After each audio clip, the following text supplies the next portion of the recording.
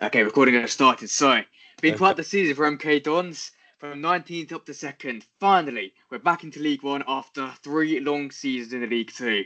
After all the disappointment, hurt, and humiliation of the last few seasons, the smiles are back on the MK Dons fans' faces. But how would we rate this season? That's what we're going to be looking at in this video. So stay tuned in. So, without any further ado, I'm going to share my screen, and we're going to have a little discussion about this, aren't we? Yep.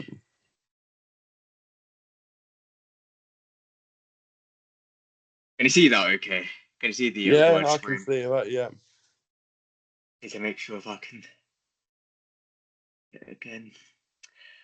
So, what would your rating of the season be then, if you had to give it a rating out of 10? Yeah, I think obviously you've given it 9 out of 10. I think that's fair because obviously we sort of had two sort of dips, you could call it. Obviously September and then March, April time. So I think 9 out of 10 would have been good. And then obviously if we did want to make it 10 out of 10, we'd have won the league and hopefully have got a few more points, but obviously you can't have it all. And at the end of the day, it's been a good season, so we can't really complain.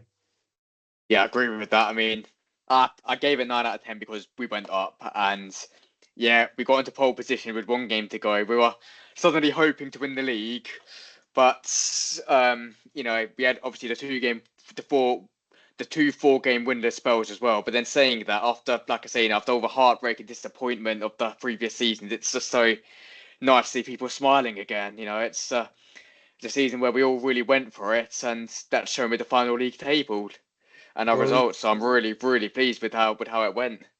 I'll take it. yeah, you can certainly see the smiles when most of the people ran onto the pitch, and I must admit I also did. I didn't straight away because I wanted to Same. try and see what would happen, and but it was like they sort of opened the gates for people to celebrate. So it was it was a good one. Yeah, definitely. I mean, I remember seeing all the stewards just placing the gates, but at least they let us up onto the pitch. I mean, it was just such a nice day, really. You could see everyone was just so happy again. We've been Yeah, missing that, haven't we? yeah. Um, yeah. I think was it 2019 that NK fans last were able to sort of go on the pitch and celebrate. So it was, Yep.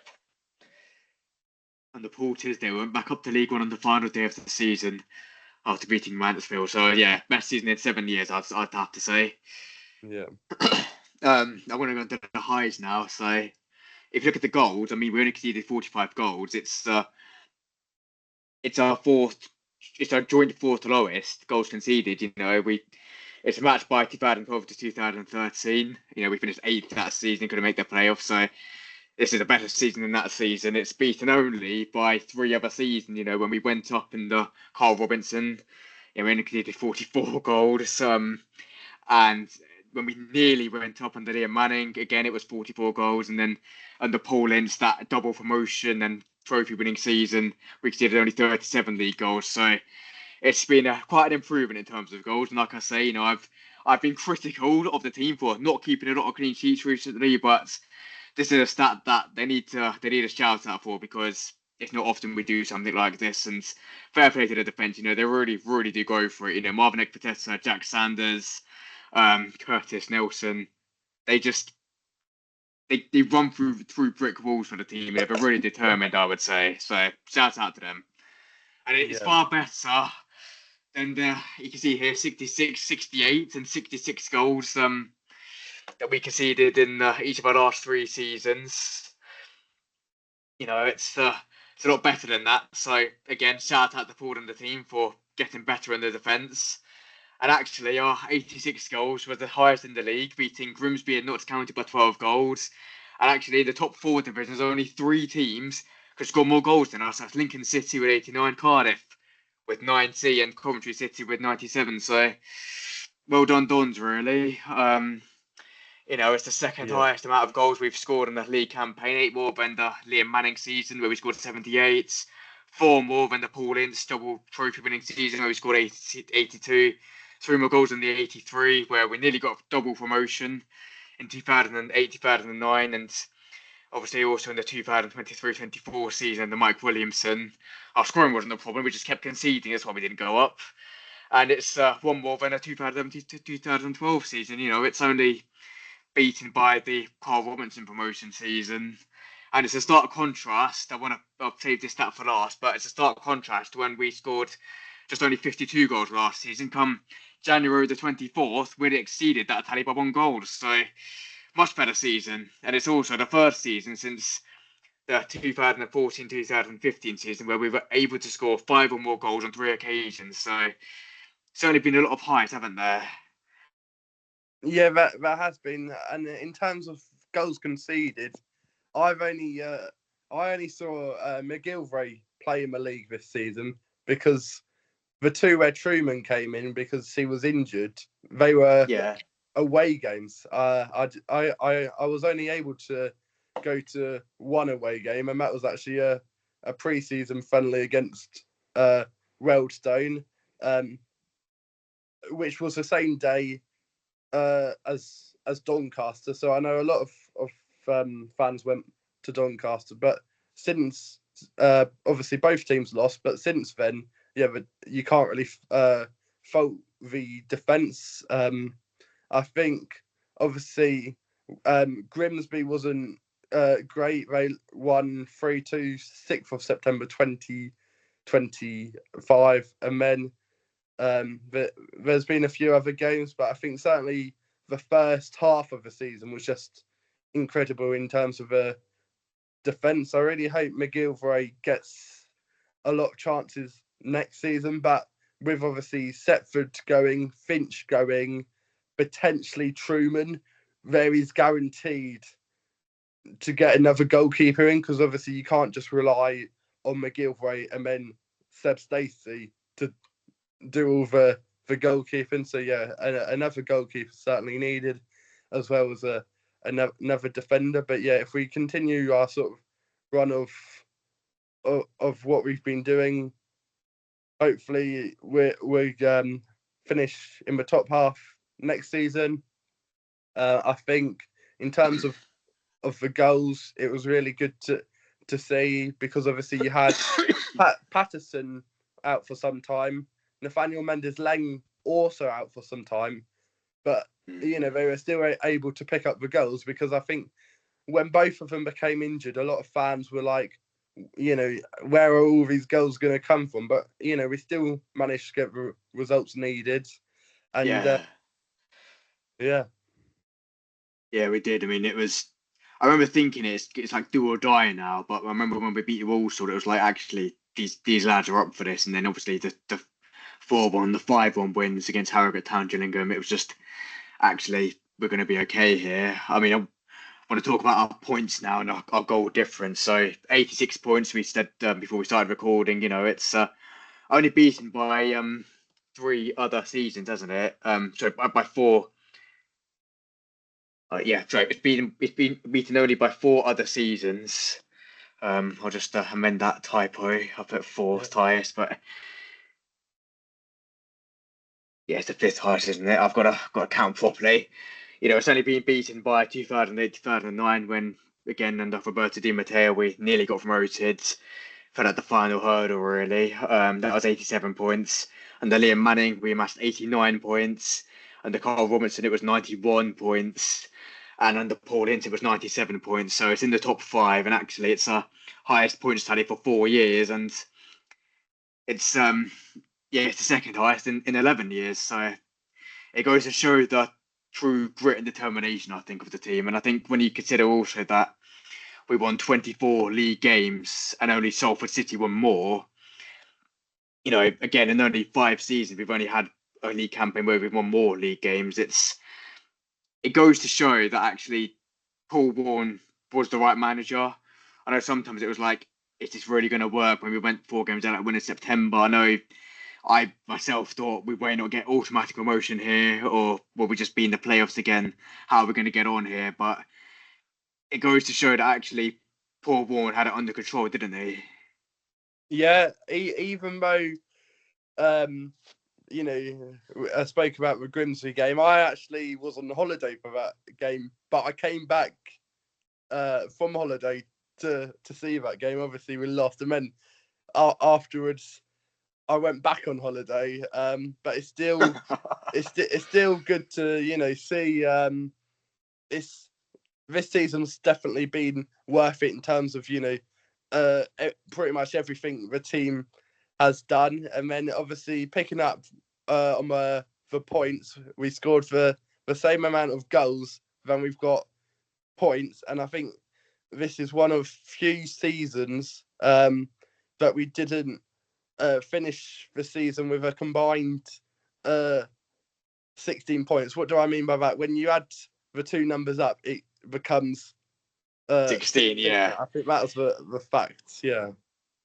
Yes, I mean, I'll just clarify that for those who are viewing. So in League Two, the two previous promotions that we got, obviously under a manager called Paul, we amassed 97 points and 79 points. So both of those numbers, 9 and 7 or 7 and 9, they add up to 16. So we were hopeful that maybe the signs were there for us to get 88 points, win the league, and again keep that pattern going. But it just wasn't to be. But still, 86 points. I guess 14 isn't too bad, is it? If you had the numbers up, I'm sure we probably would have taken it at the start of the season, wouldn't we?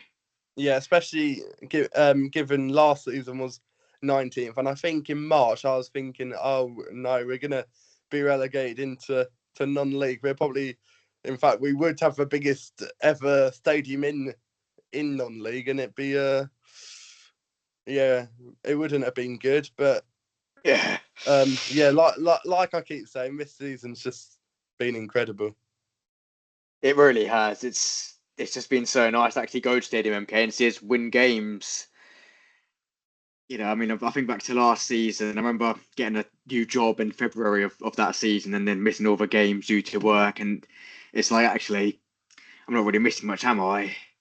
Whereas this season, I think you can see that fans have wanted to go again, haven't they? They've known Yeah, we're going to win games. They've known that there's a good team out there. They've known that the team is worth watching.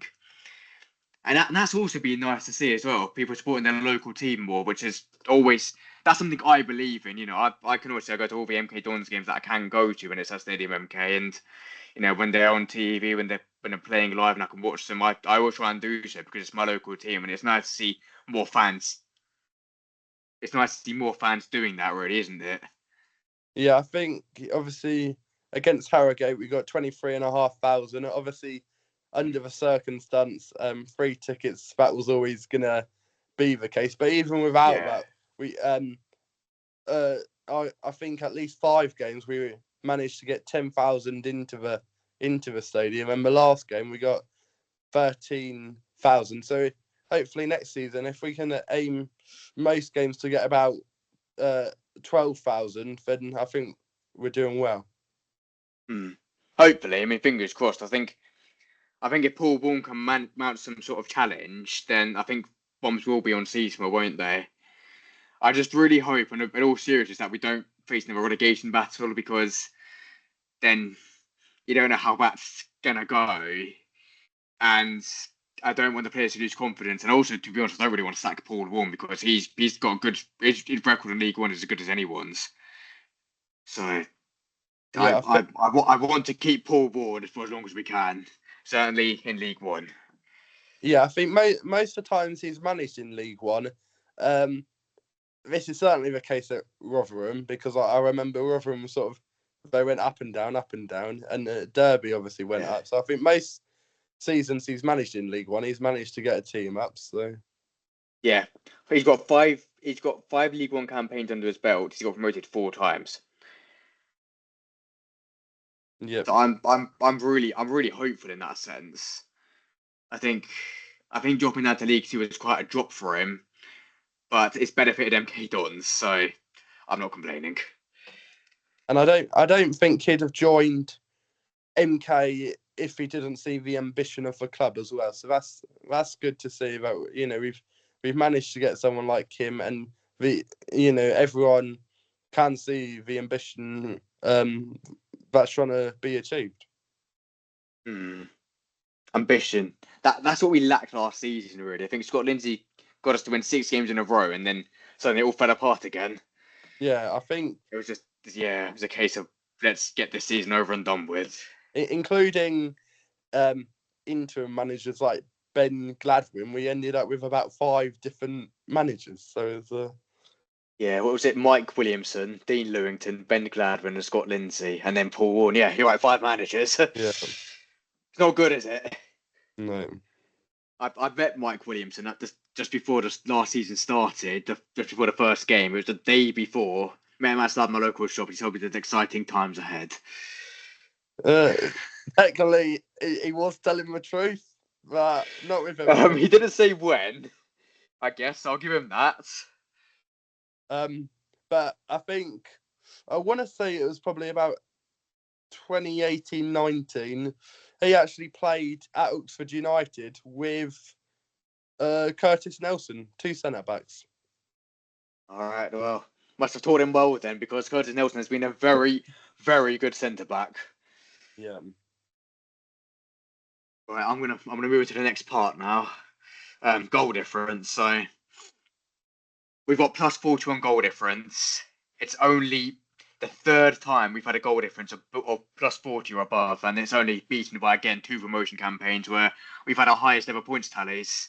2007, 2008 was plus 45, and the Carl Robinson promotion season 2015 was plus 57. We had a lot of firepower that season, even more than this season. So I can understand why we were never really gonna better that season, but it's nice to get so close to our second most successful season. Otherwise, I would say, I think it goes to show that actually we are back on the up.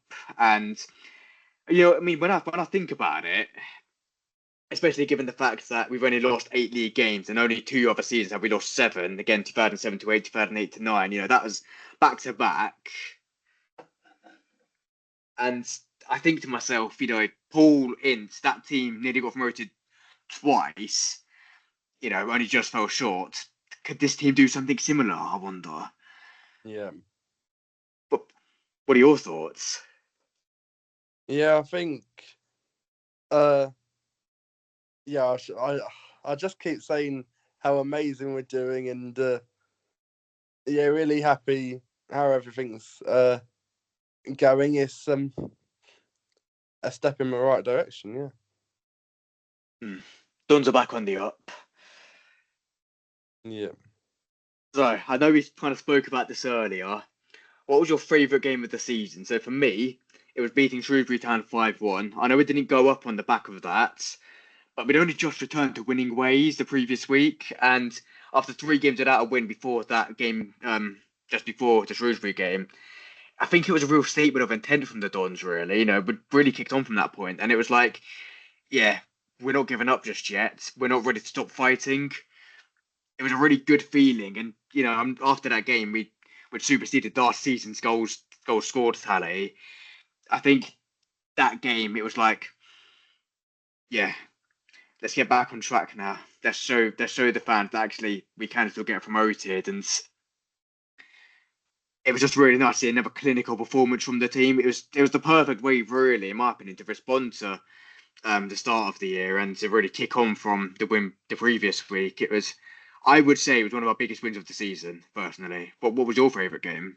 Yeah, I think that is certainly up there.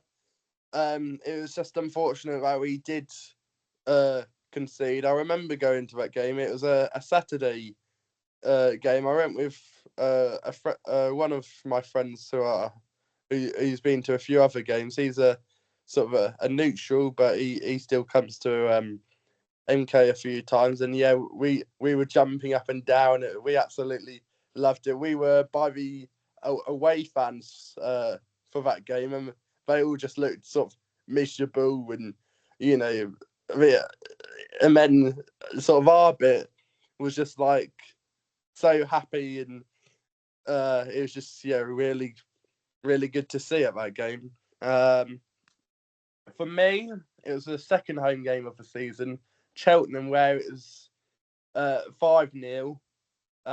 Just because obviously that's the most we managed to score in a game. I think obviously there's a few games where we scored 5 goals, or we scored 3 or 4, and like we said earlier, we were really good at scoring. I think it was just my favourite because we didn't concede in that game, and after coming off the back end of a season where we conceded a lot, it just showed, a lot has happened already during the summer window to enhance the team. And I'm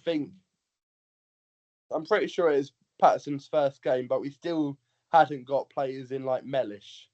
So, yeah, that's my favourite game. That's fair enough. I think for me, when you talk about Callum Patterson, I think that Shrewsbury Town game as well. I know I haven't written it in the report, but it was like this is where we're going to see Callum Patterson really start to carry the team forward as well, because he's got a hat trick in that game. He just kept scoring after that. Yeah, we saw him really come into it then. So that's also why I wanted to put that game in there. Yeah, I think from your game, I'm pretty sure we scored 2 within about 10 minutes, and we had a penalty which Patterson obviously took and he scored. Yeah, I remember that game as well, because I remember Shrewsbury Town. I remember they started better than us, I thought, and then suddenly we're 2-0 up. So it goes to show we had the clinicality then as well, and that's what we'd been lacking beforehand, but certainly not this season. Anyway, what are some other memorable games and big wins? So for me, as he talks about beating Cheltenham Town 5-0, second home game of the season, you could see the Dons went business. I remember from kickoff, you could just see that we were going to dominate this game. Again, I'm decided to say the other Shrewsbury Town game when we beat them 2-1, because I wasn't at the game, I didn't watch it, but it ended our first 4-game winless run, and then we won 4 consecutive games from that game onwards. So I think this set us up for that. Beating Bristol Rovers 4-0. The reason I put that in there is that I was watching that. Remember just seeing it on the TV, and I remember how you thought maybe they're going to equalise Bristol Rovers, and then suddenly we just turn on the style and scored 3 goals at the end, and I thought that was exceptional, really. So I put that game in there. That was quite nice. And then I thought about beating Gillingham 5-1 because having just won 4-1 3 days earlier. You could see the team just going back into their zone, and I think we talk about Callum Patterson when he got injured. It was a case of what's going to happen now. How are we going to get on in his and Nathaniel Mendes-Lang's absence? But actually, this is when we saw Aaron Collins step into the line, didn't we? Because he just took over Callum Patterson, I think, for a few games. He was just like a new signing for us. He'd just come back from injury and he'd started banging in the goals. Yeah, I think Collins had an interesting season. Obviously, he played against Oldham, got injured, and then I can't remember which cup game it was he played. I want to say it was West Ham under 21s, but I'm not sure. And then I think from that he played a couple. Well, he was on the bench for a couple of games in sort of October time, I think it was. And then he got injured again, and then he came back and he did well, but it's just like the back end of the season. And I spoke to a few other fans about this. We both agreed he didn't really have the greatest end of the season. I agree. Because he wasn't even in he didn't even play in at least one of the games. I could probably check it, but it'll take a lot of time to do. But I remember, what game was it? I think it was Crewe Alexandra. He didn't. I can't remember I may not know the game exactly here, but there was at least one of the last few games which he didn't actually play in, and the others he was coming on from the bench. And I think, up from the Cambridge United game up to the Barnet game, well, up to before the Barnet game, I was so praising of him. I thought he looked like a new signing. He was banging in the goals. It was like we don't need. Without trying to sound mean here, it was like we didn't need Callum Patterson at the moment because we had Aaron Collins. But from the Barnet game, something changed, I think. I mean, fair enough. When I've talked about Bromley here, which I said best win of the season. We dealt with the pressure at the end was excellent. How we did it really set us up in the winning ways for the next couple after that game, and having had a 4-game winless run, our second such run, is the perfect way to end it. And I know in that game he did do a block, which would have otherwise gone into the net. I'm still convinced to this day they would have equalised if he hadn't blocked it. But Yeah. after Barnett, he just wasn't the same. He just wasn't scoring. You saw him give the penalty away to Rush Netburn Murphy, who couldn't score. It was just like, what happened? But saying that, he's still a good fan favourite, and I'm still hopeful that he can have a good season next season, because even if he doesn't start, if one of Nathaniel Mendes-Lang or Callum Patterson gets injured, he's coming into their place. And if he could do what he did this season when he came back for those first 4 games, then, happy days. But I just don't know what Aaron Collins we're going to get, really. Yeah, hopefully he can perform in League One. Obviously, he played for Bolton in League One with Gethin Jones. So he's used to sort of the teams and how League One works. So hopefully he will do well next year and pick up his form again. Yeah, it's just we don't really know on the whole. But yeah, I'm feeling optimistic. Did he get Player of the Year 3 years ago for League One? Was that him? I think he may have, but obviously that was 3 years ago, so it's hard it's a to while know. ago. I just hope we can get that confident Aaron Collins back, because when he's confident, he's a joy to watch. Yeah. What were any other memorable games for you then? I think it's mainly the games you touched on where we've been able to score 4 or 5 goals, and yes, good. I think Tranmere, where we won 3-0 was quite good, because obviously that meant we were going up, and like I said earlier, everyone was just so happy, and it sort of ended a good sort of home season. Yeah. It was really nice to see. I mean, it was like pressure. What pressure? We're going to go for this. I think that's what we saw against Bromley as well, because I remember when I saw their team huddled, I thought, okay, here we go. And then within a minute, we're already 1-0 up. It's just like, we can do this. But I do also think that Nathaniel Mendes-Lang is a really hidden, underrated asset to the team, because when he started towards the end, we were just a better team. He just brought some energy into the team that we were lacking. And I don't know about you, but would you say he's better than Callum Patterson? I'm just gonna just ask you that question now. I I've think asked other people this. I'm going to ask you. it's tough to see. I think they're very much neck and neck. I think obviously neither of them were able to play the full season because they've got injuries. Although I'm pretty sure the whole team got injured, but yeah, I think we can also back it up that throughout their career they have been neck and neck with each other, because they played at Cardiff together in the Premier League, and then Championship, and then I always get confused between the two, but I'm pretty sure it was Sheffield Wednesday where they played together for a few seasons.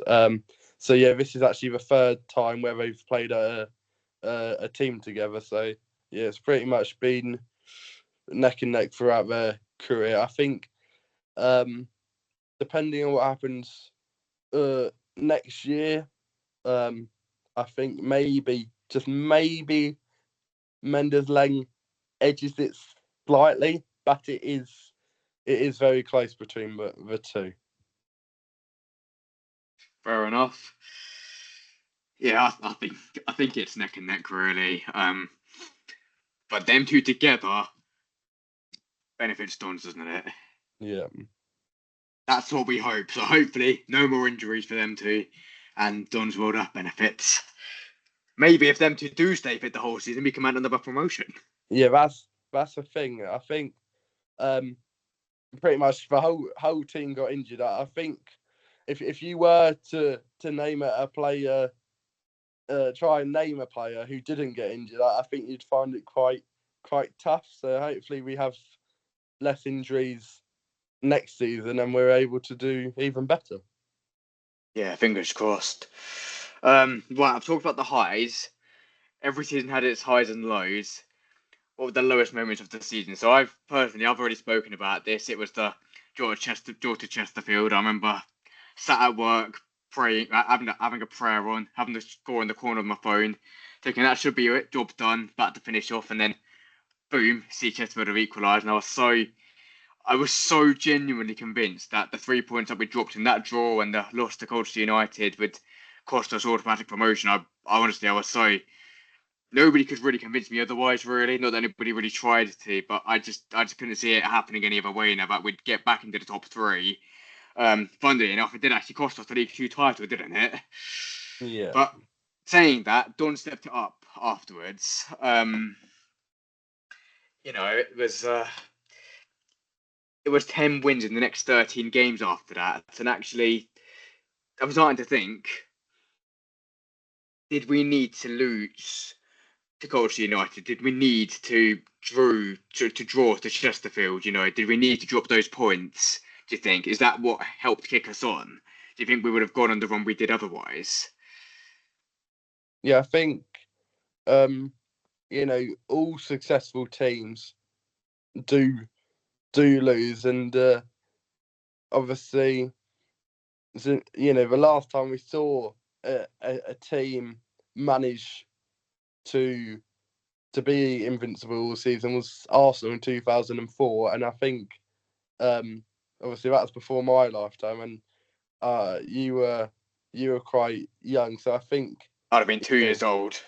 Yeah, it was like any successful team needs a kickback to go up and do it. It's like taking one step back to take two forward. Yeah. Well, if that provoked the run that we had it, then I'm glad we dropped the points. I'm sure if you'd have told me at the time that I'd be glad we lost those points, I wouldn't be saying that. But yeah, it was nice to see, really. It was nice to step it up a gear, really. We needed to do that. And actually, if you think about it, in the first half of the season, there was a lot of times when we had to salvage draws, didn't we? When we'd gone behind until later on in the game. And in the second half of the season, we didn't have to do that as much, did we? So maybe that's something we needed to do. Maybe that's something we need to experience to actually kick us on. Yeah. And obviously, our win this one's coming to mind as well. Yeah, I think next season, if we do have losses, hopefully it will kick the team on to do better. What we just need to be careful on is making sure we don't have load and end up going back down to League Two. Yeah, I mean, we see it with Port Vale, haven't we? Yeah. And I don't want it to be MK Dons. After everything we've been through, I can't face another relegation. So, question for you. When did you believe MK Dons would go up? I think part of me wants to say, I think it, the Cheltenham game, but it was always going to be tough because that was, like I said, the second game of the season. So we still had 40 odd more games to play. I think certainly January we kind of did well, and we got the signings we needed, and I think from there, having got Matete, even though he couldn't play as much as he wanted, but Riles and Nelson, I think from that it sort of made the team even better, and yeah, from signing those players, as well as the players we signed in the summer, that's what helped us get up. I mean, we just managed to get the results on the pitch we needed as well. So probably about sort of New Year, I think. Although, like I said earlier, it's like, and I think you sort of said it as well. It's like when we were losing sort of March time, it was like, are we gonna go up? Are we gonna get automatic, or will it be a playoff spot? And will we have to go to Wembley and see our fortune there? But no, we managed to do it and get over the line. So. Yeah, thank God as well, because I think our Woodeds are quite happy about that as well. Yeah. Yeah, I'm so.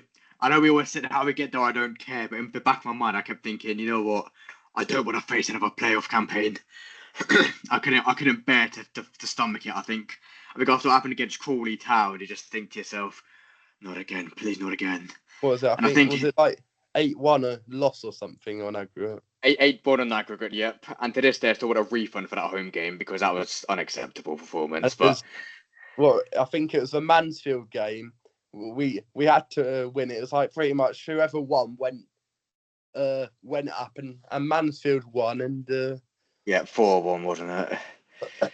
Yeah, well, I was at the game, and yeah, for an MK's perspective, it was certainly a low point. So yeah, I think that's the problem with that season is we just couldn't get over the line. We only got 1 point less than Paul Tisdale's team, but we couldn't get away with being inconsistent that season. But in Paul Tisdale's management, and that season we could, because we still went up. yeah. It just wasn't meant to be, I guess. But at least it's over. Yeah. Excuse me. Yeah. Yeah. I mean, when I just think of the players, you just think, no, not again, not again. But yeah, for me, when I started believing Dons would go up, it was after we beat Walsall, really, because we're just drawn against Crawley Town, and it was our first game without Callum Patterson when he got his injury. And for me, it was like, do or die. Do we do this or do we crumble? But we dug deep and we managed to win 3 of the next 4 from the Walsall game onwards. And you could see, again, the determination is just not give up. So that's when I started to believe. I thought, actually, this is one of our best wins of the season. Yeah.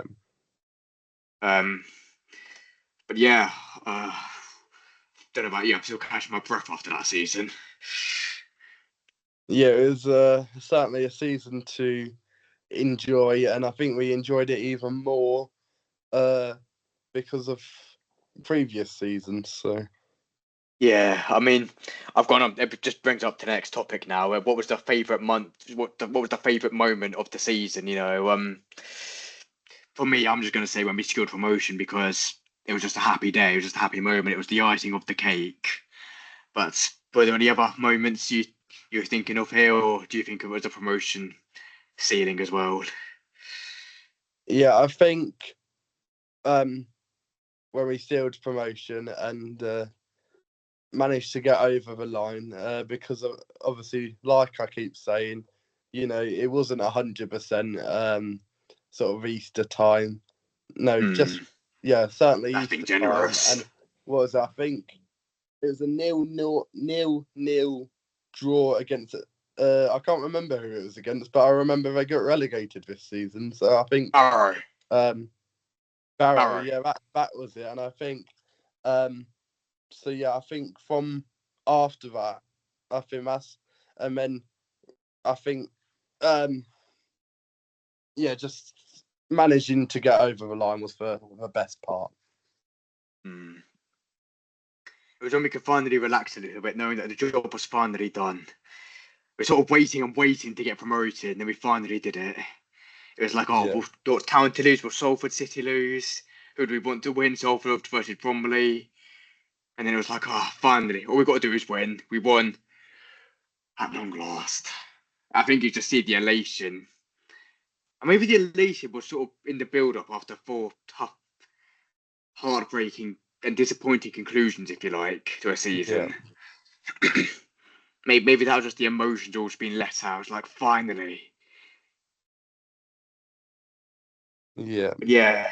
I mean, it brings me on to the next point. Really, just credit where it's due. Paul Warren, he's been a breath of fresh air. Really, he came in, had quite a few clean sheets at the end of last season, and just seemed to sort the squad out. Really, it was like maybe we did have the squad the whole time, but not the manager. I mean, I've always been critical of the point where we decided to um, overhaul the squad from the previous season before last season.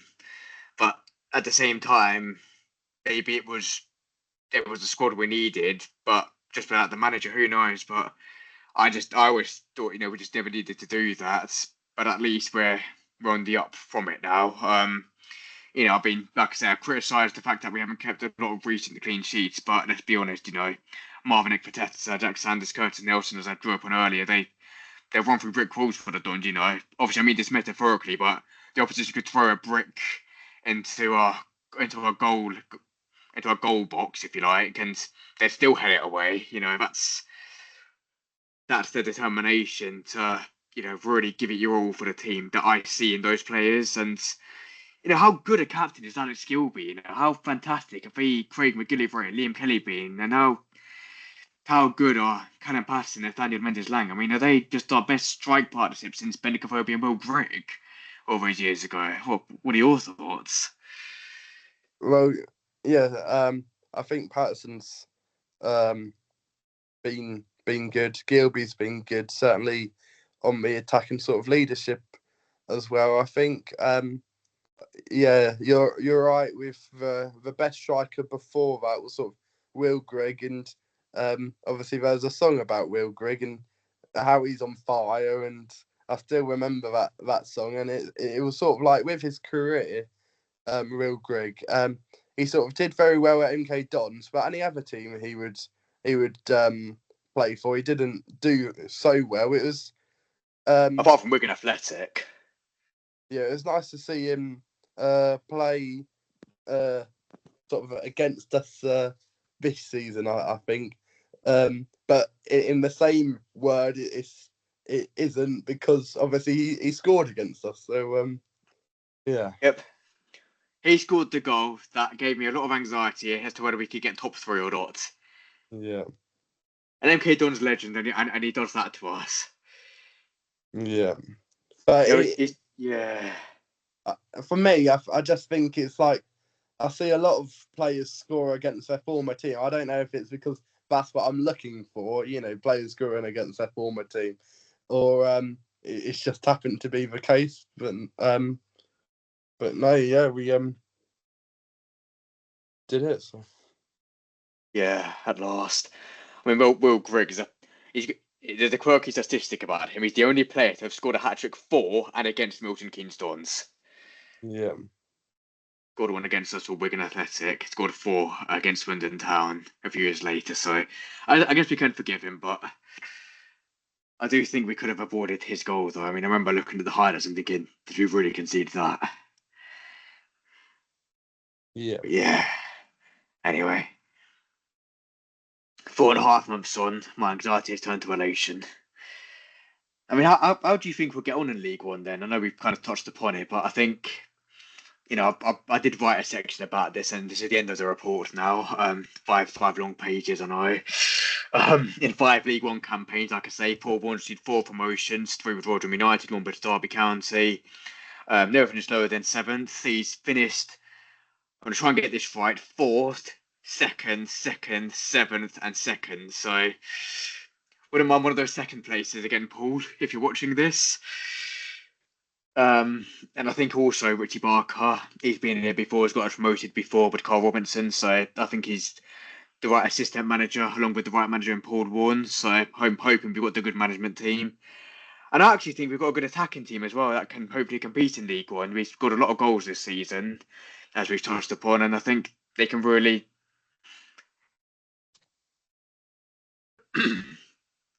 if you look at kind of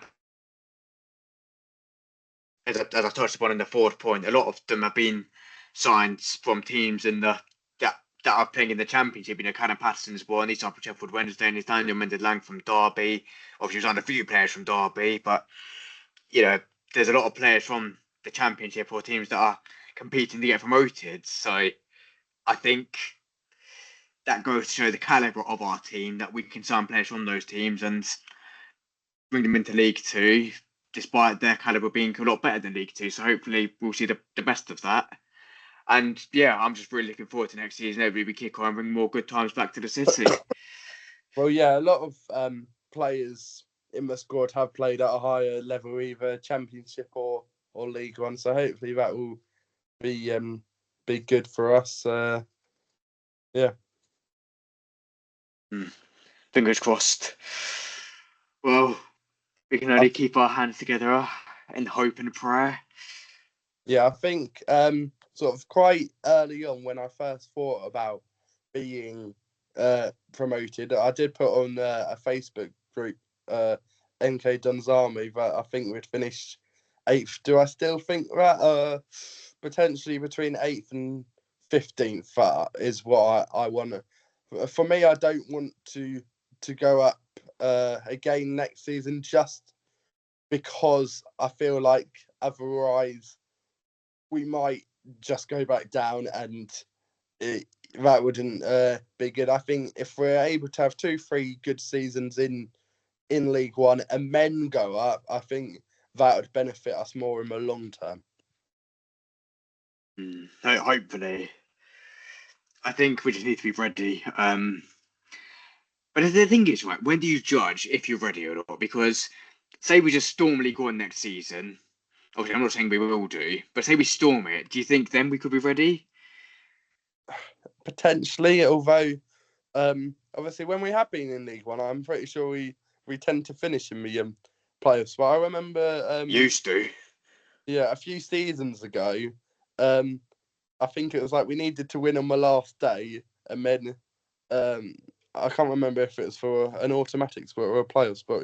But yeah, we needed to win on the last day and hope results went our way elsewhere, and results didn't, and we lost. And I think the season after we got relegated to League Two. So. Oh, was that the Liam Manning season when we beat Plymouth 5-0, but Rotherham still won? Yeah, I think so. Yeah.